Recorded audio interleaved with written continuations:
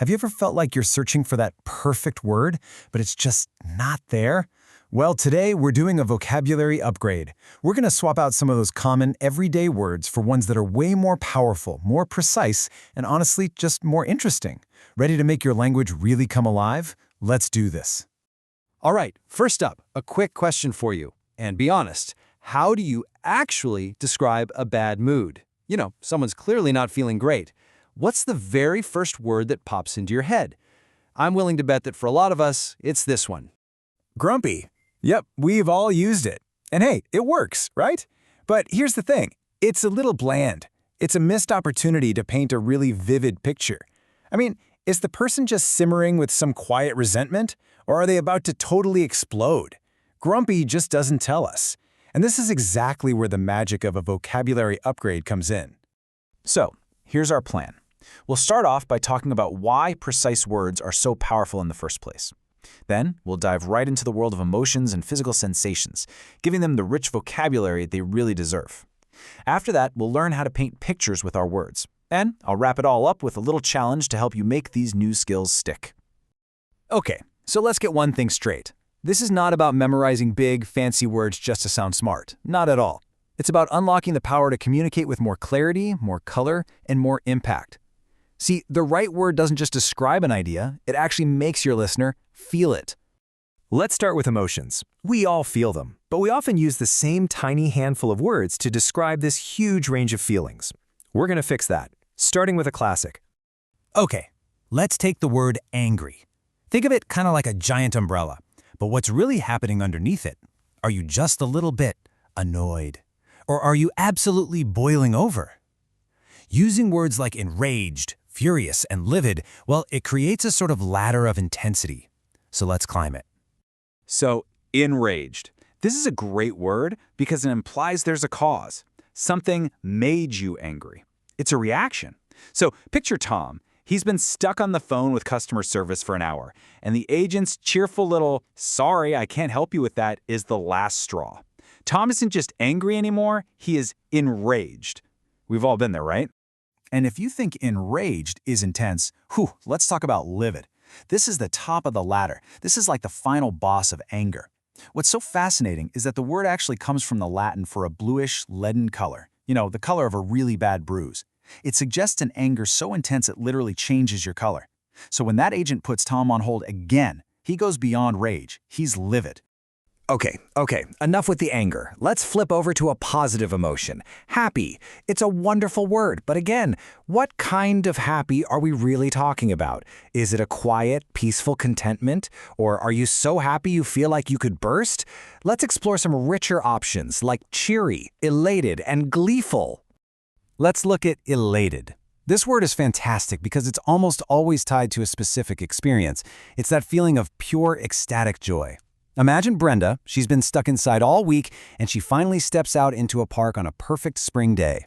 She's not just happy, she's totally elated by the smell of the flowers and the warmth of the sun. It's an overwhelming, vibrant feeling.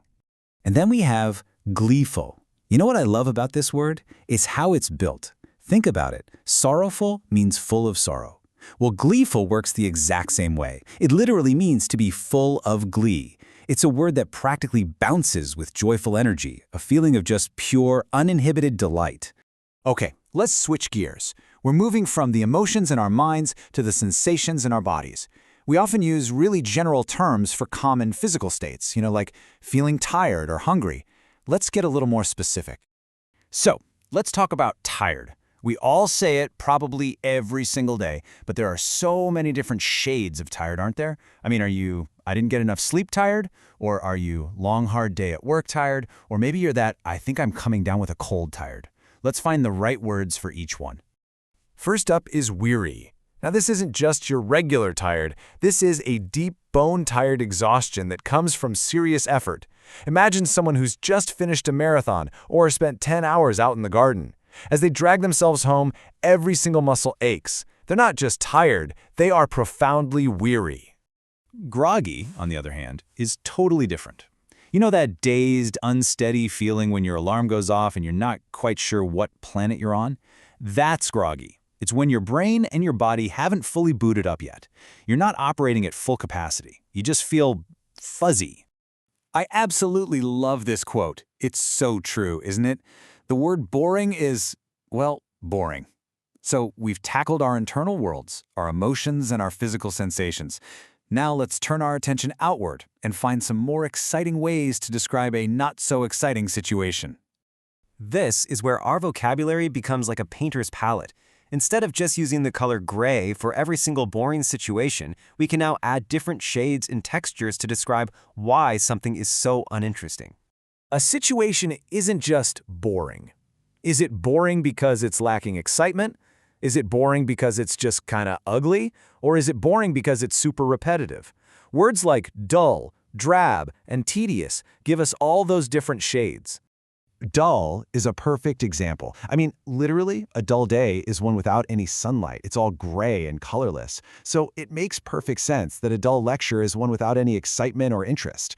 The word itself connects that lack of light to the lack of engagement. It's pretty brilliant, actually. And then you've got tedious. This word is all about the why. A task is tedious when it's just slow, it's repetitive, and it drags on forever. Think about filling out a 20-page application form by hand, just copying the same information over and over and over. That's not just boring, that is absolutely tedious. Okay, so we've explored a ton of great words, but, just hearing them isn't enough. The real magic, the part where this all really sticks, is when you actually put them into practice. So, I have a very simple challenge for you. It's super simple. Step 1, just choose one word from today that you liked. Maybe it's weary, maybe it's elated. Step 2, your mission, should you choose to accept it, is to find one natural opportunity to use it in a conversation today. And step 3, just notice. Notice how it feels to use it. Notice if the person you're talking to reacts any differently. It's a small experiment. And this really gets to the heart of all of this. Choosing the right word isn't just about sounding different, it's about thinking more clearly. You take a vague idea, and by finding that perfect word, you bring it into sharp focus. It clarifies your message, not just for other people, but for yourself too. So, my final question for you is this. What's a simple word that you use all the time? Maybe it's good, or nice, or interesting. What's your own personal grumpy? And how can you start your own vocabulary upgrade today? Thanks for joining me.